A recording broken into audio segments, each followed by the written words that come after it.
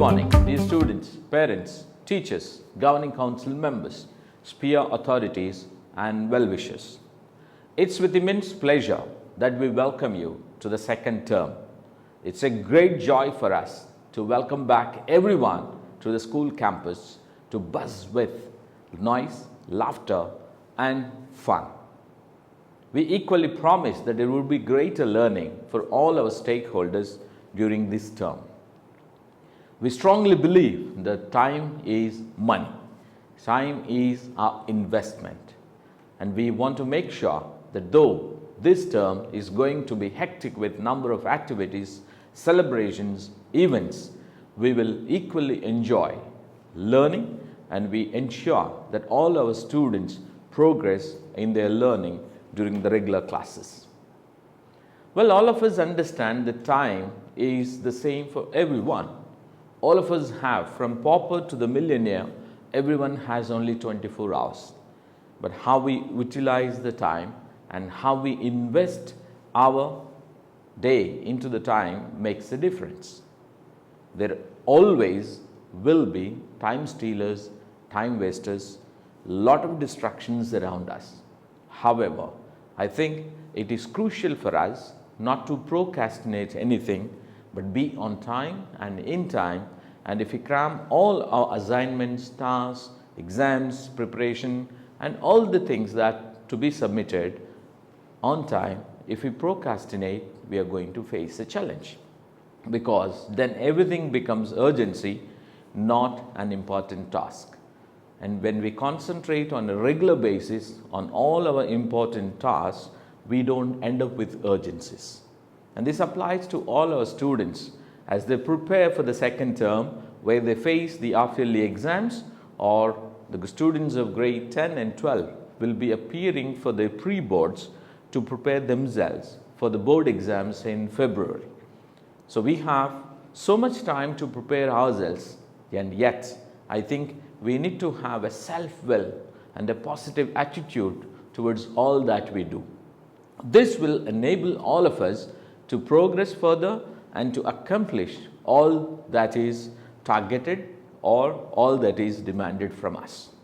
Now, as we progress in this talk, we will discuss more about some of the study habits so that our students can benefit from it. And the timely utilization of all the strategies and the approaches for a better study will always enable us to perform better in all that we do. So the first strategy, or rather I can begin with, think like an educator. The best way to prepare for your exams or for any assignment, any project, is you need to be an educator. So whatever you have studied, whatever you have learned in the classroom, imagine that you are going to teach to someone else and start the teaching. It could be a group discussion that you can call your friends online and you start explaining about a concept. The other student can explain the next concept, vis-a-vis the third student can explain the next part of it. Or if you are sure about certain concepts, you can lead the entire group discussion, be a tutor, be a teacher for them, reteach all that you would have studied or learned. By doing it, actually, we get the real gaps that we can or could have missed, or any contradictions in our understanding would be cleared. So be an educator, and there are many strategies that the teachers deploy in the school to develop this concept. We use think, pair and share. We use a lot of active learning strategies like the four corner strategy, or to cite the jigsaw strategy, and there are so many other strategies that the teachers deploy regularly in our school. Well, the other study habit that we could create is most of the students cram everything to the end.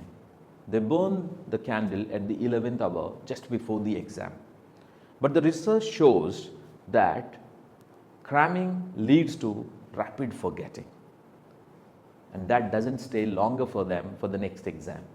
So hence, I think we need to prioritize, or rather we need to help our students to prioritize their assignments, their tasks, their exams, their homeworks, and possibly they should learn to program it into a calendar. If students learn to program it into a calendar rather than procrastinating and cramming it to the end, there would be more effective learning and all the important things would be addressed. Thus, they become excellent in all that they do. There is also a strategy called distributed practice, which means to say that spread your studying over multiple days or multiple weeks rather than doing it all at once just before the exam. So if we start distributed practice, it helps you in revising all the lessons and meeting and studying all the components of the subject. While doing this, we also need to understand that students need breaks, and the best technique that would be Pomodoro technique, which means to say that you study for 20 minutes and then you can take a 10-minute or a 5-minute break and then resit for studying again. A 10-minute break always can increase your motivation and it will reduce the fatigue time. When students feel stressed and tired and frustrated, I'm pretty sure they can learn in chunks rather than sitting for a longer duration. So Pomodoro technique is another way we can encourage our students to develop a meaningful and fruitful study habit. The other strategy is weeding out the distractions. I'm certain that most of the students have a lot of things and devices around them. So we need to ensure that all the devices are kept away while studying. Of course, to refer to the online notes or to the PowerPoints and to other preparatory notes that they would have in the device is fine. However, distractions or buzzing of notifications on WhatsApp, Insta and other social media has to be completely avoided, because research shows that even a minuscule 3-second distraction can lead to a lot of distraction in their flow of thought in the sequence of the work that they do. So we need to ensure that the studying environment, whether it is a room, whether it is a specified place in whichever room or an entity or environment, should be completely away from all sort of distractions. And especially students in the middle and senior secondary grades have the habit of texting during studying or listening to music maybe, or even getting the notifications on different social media. And I think that also causes a lot of distraction. So if we could get away with all these distractions, weed them out, I think the study would be more effective and there would be a lot of reinforcement on all that they would learn during that time. The other strategy to develop a study habit is taking down the notes. Better notes always helps the student to recall the learning. Now, when we say better notes, does not mean that it is copying verbatim of the teacher. Rather, as they listen to the teacher, if the students can make his or her own comments, like adding arrows to it, visually presenting it through mind maps or other organograms, it helps. It always has a simpler version of the student's understanding, and it keeps on helping the student to recall the facts, figures and the application part of it in a quicker way. So taking better notes and helping the students to learn the technique of taking notes always helps them to revise during the exams or just before the exams, and it's a quick tool for many students. Another strategy to check or rather improve the learning capacity of a student is to give a memory check. As long as the student studies without checks and controls, it would be unproductive. So if a student, after studying for some time, can close the book and ask questions to himself and recall the information that he would have studied, it gives a long-term memory. So it's called as practice and active retrieval. By asking questions, it could even be parents. Sometimes the parents can question them or give a test. A simple pen and paper test at home also helps the students to retain the learning. Now that we have technology, students and parents can also take the support of AI. If the content that is studied by the student can be copied and pasted into AI or a ChatGPT and give a prompt to ask multiple choice questions, short questions or one-word answers, fill in the blanks quiz, AI will create, and then it also gives you the grading.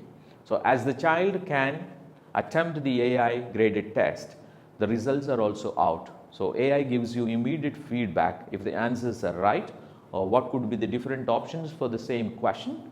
The child also learns.